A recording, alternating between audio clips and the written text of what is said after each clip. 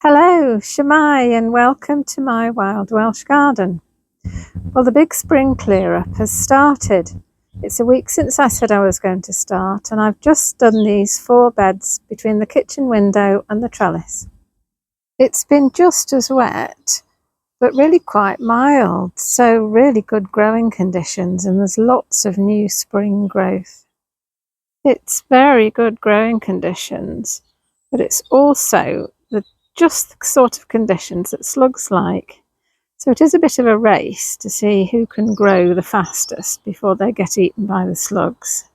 But lots of things are growing, so that's exciting. And because things are growing and because I'm doing the tidying, it means that the garden is changing really on a daily basis. These are the new leaves of an astrantia, and that's a hardy geranium. And this is the new growth of Aquilegia plants. This is the wild granny's bonnet, which self-seeds itself absolutely everywhere. And then there's plenty of forget-me-nots to take over from the primroses.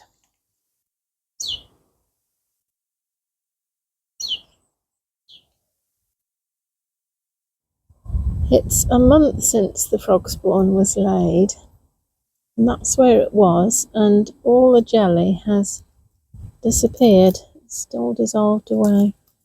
And the tadpoles have all swum away, and they're very tiny, teeny tiny tadpoles. There's one, and there's one on that stone, and there are 2 on that rock. I did think this might happen, so a few days ago, Sunday I think it was, I managed to catch them before they'd all swum away, because to begin with, when the jelly has disintegrated, they all stay together in a sort of a bunch. So here you can see some of them that have stayed together in a bunch just before they all swam away and were lost in the depths of the pond. Although you can still see just 1 or 2 occasionally. And here's quite a few of them. You can see quite plainly on a rock, all wriggling.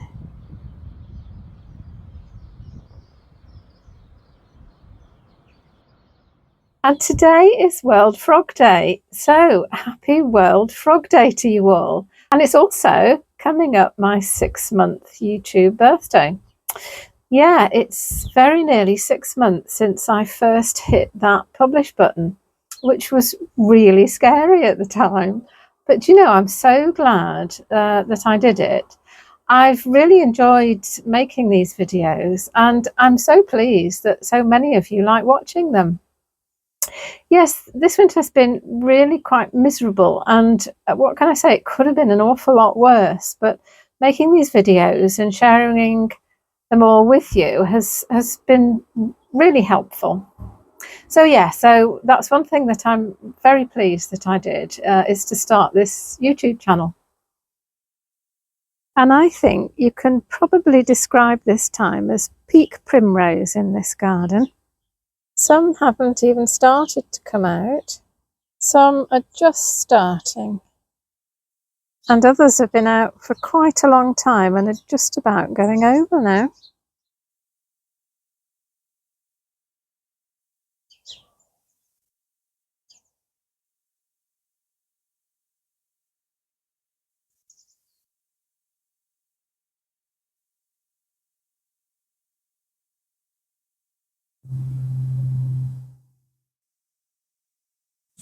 And it's pretty much peak magnolia stellata in this garden at this time as well.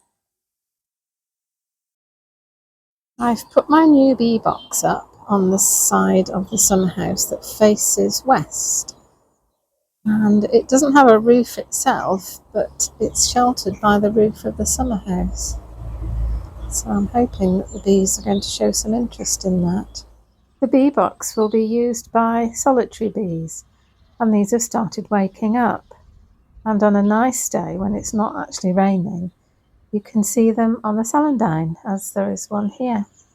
And here's a little bee, well, quite a big bee actually. This is a queen bumblebee who has overwintered somewhere and is now looking for somewhere to build a nest and start a new colony. And she has a red tail, and the rest of her is black, so she's a red-tailed bumblebee. And here's another queen bee, a different sort, feeding on the pulmonaria outside the summer house. And this is a buff-tailed bumblebee, I believe. And here's another one, or maybe even the same one, on the primrose. And I may have a robin nesting in my watering can. That's been there several years, and this will be the first year that anybody's chosen to nest in there, so that's exciting.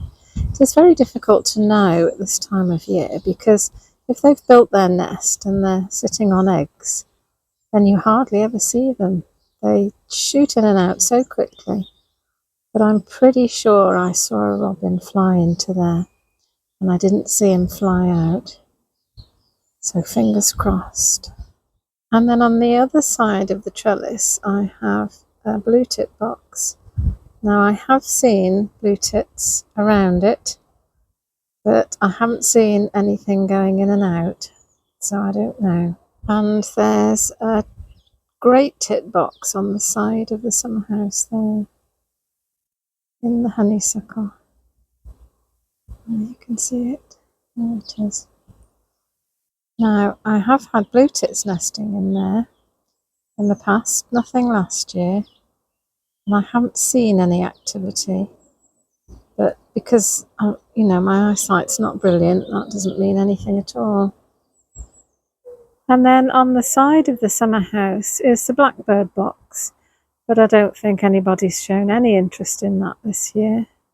But the ivy is gradually growing longer and thicker, and what I'm hoping is that eventually some robins or some wrens will decide to nest in there. And round behind the polytunnel there's a robin box, but I don't think anybody's shown any interest in that either.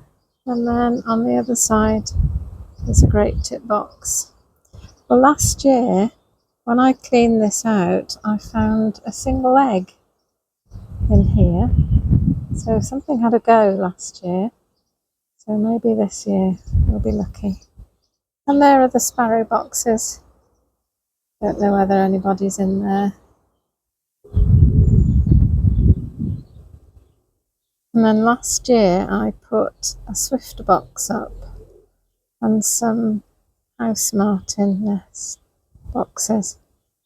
So fingers crossed, much too early now, but fingers crossed we might have nests in there. But the plan is, of course, that the native hedge along the back here will just grow and get thicker, and that the birds will come and make their nests in there.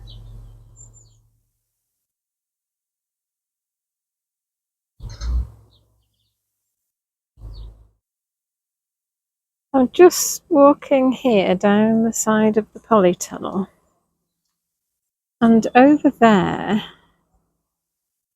on what looks like a dead ash tree, is the song thrush. They don't come into the garden except when it's very, very cold, but he sits in that tree for hours and hours, singing and singing and singing. The problem is that the microphone that I have, this wireless microphone, it doesn't pick up the bird song, and if it does, it's kind of distorted. So I think the next thing I need to get myself is one of these directional microphones, and then I'll be able to record his song for you. And here are the primroses in the gloaming.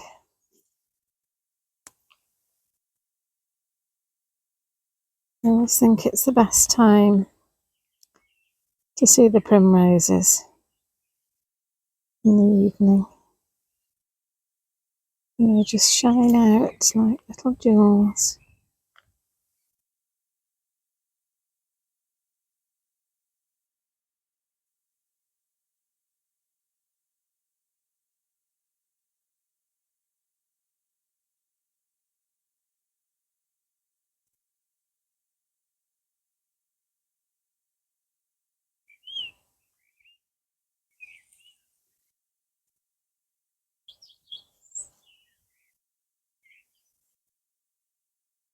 I always think the magnolia looks best at this time of day as well, just as it's beginning to get dark.